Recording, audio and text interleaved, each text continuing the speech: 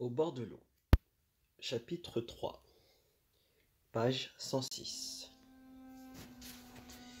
Puis, coiffé d'un grand chapeau de feutre blanc, à la mode de Fan Yang, garni d'une petite gaze rouge, la tête couverte, sous le chapeau d'un turban mou à coiffe foncée, de couleur vert trouble, portant au cou un foulard de gaze d'un jaune éclatant, vêtu d'une veste de soie blanche sous un double pourpoint de guerre, la taille serrée par une ceinture à pourceron large comme la main, à passement de soie couleur brune, portant aux os à rayures bleues et blanches alternées, et chaussé de sandales pour la marche en montagne, en spasterie et oreillons et lanières, ayant passé à sa ceinture un sabre à garde ronde et à lame incurvée, en forme de plume d'oie sauvage,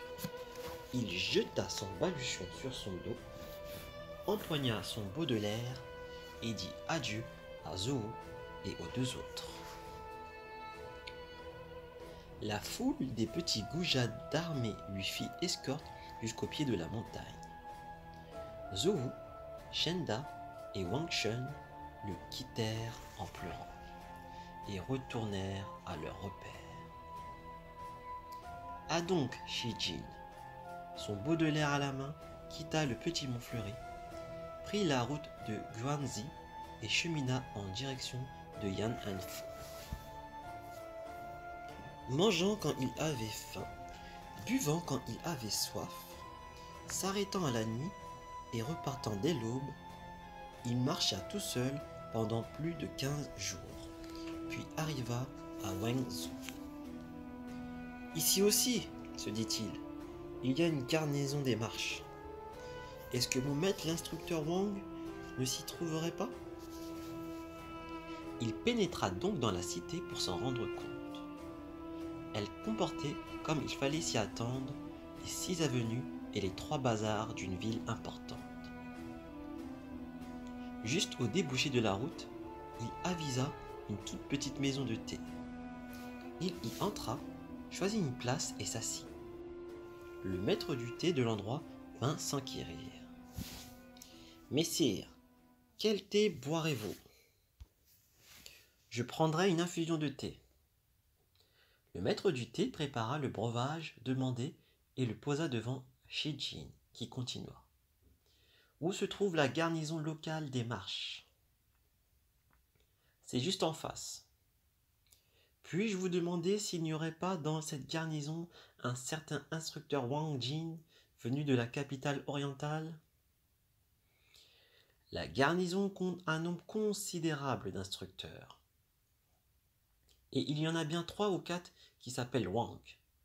Je ne saurais vous dire lequel est Wang Jin. À peine avait-il fini cette phrase qu'un puissant gaillard entra à grands pas dans la maison de thé. Shijin le regarda, il lui trouva l'air d'un officier militaire.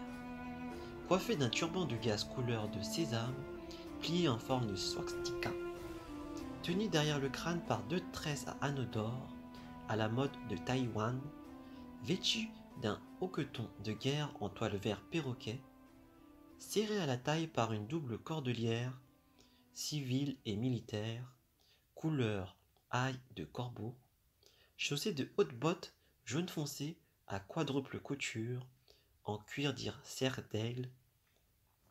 L'homme avait la face pleine et ronde, de grandes oreilles, le nez droit et la bouche carrée.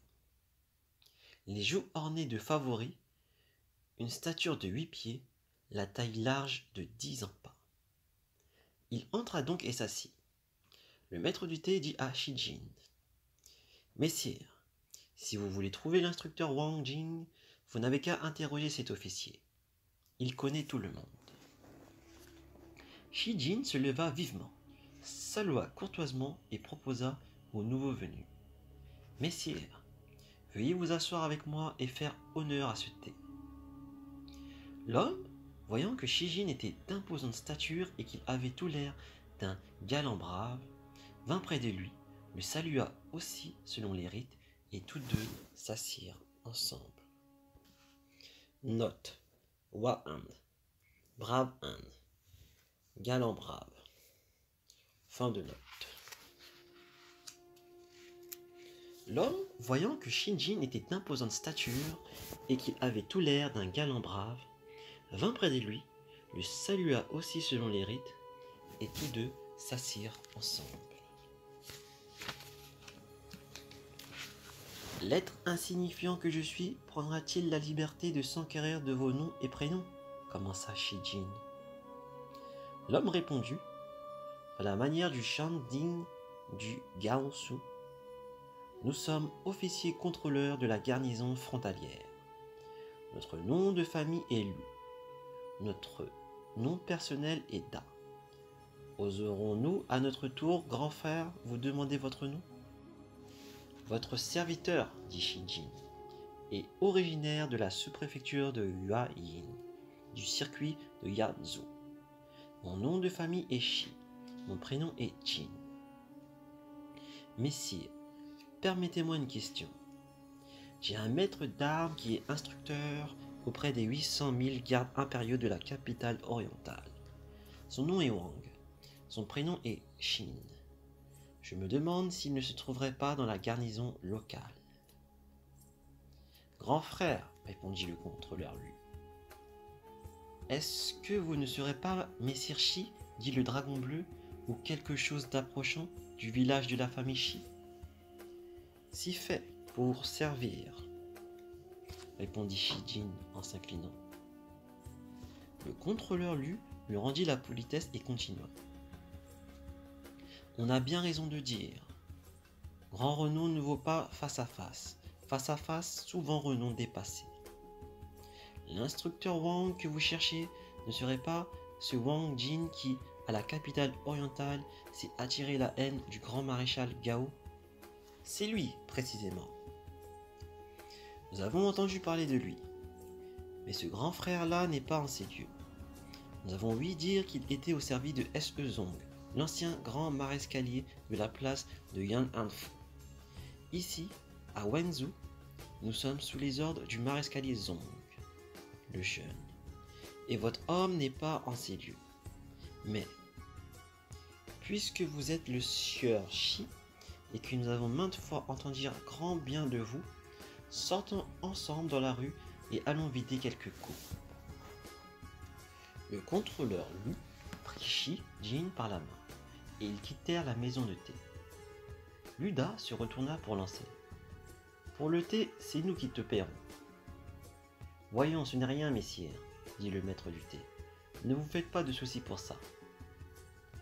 Les deux hommes, se tenant par le bras, sortirent dans la rue et firent 30 ou 50 pas. Ils aperçurent alors une foule de badauds faisant un cercle autour d'un espace vide.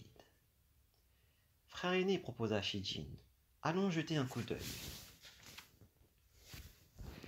Ils fendirent la presse et virent, au milieu, un homme qui maniait une dizaine de gourdins de combat. À terre étaient disposés à peu près autant d'onguets et drogues divers. Il remplissait tout un plateau où était fiché un petit fanion de papier signifiant « à vendre ». C'était en fait un homme des rivières et des lacs, bateleur et vendeur de médecine.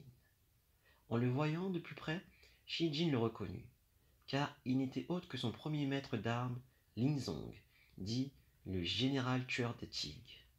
Shinjin s'approcha et lui cria « Maître, voilà longtemps que l'on ne s'est pas vu. » Cher disciple, rétorqua Linzong, que faites-vous ici? Le contrôleur Lu intervient. Puisque vous êtes le maître du sieur Shi, venez avec nous boire 3 coupes. Attendez que votre serviteur ait vendu ses médecines.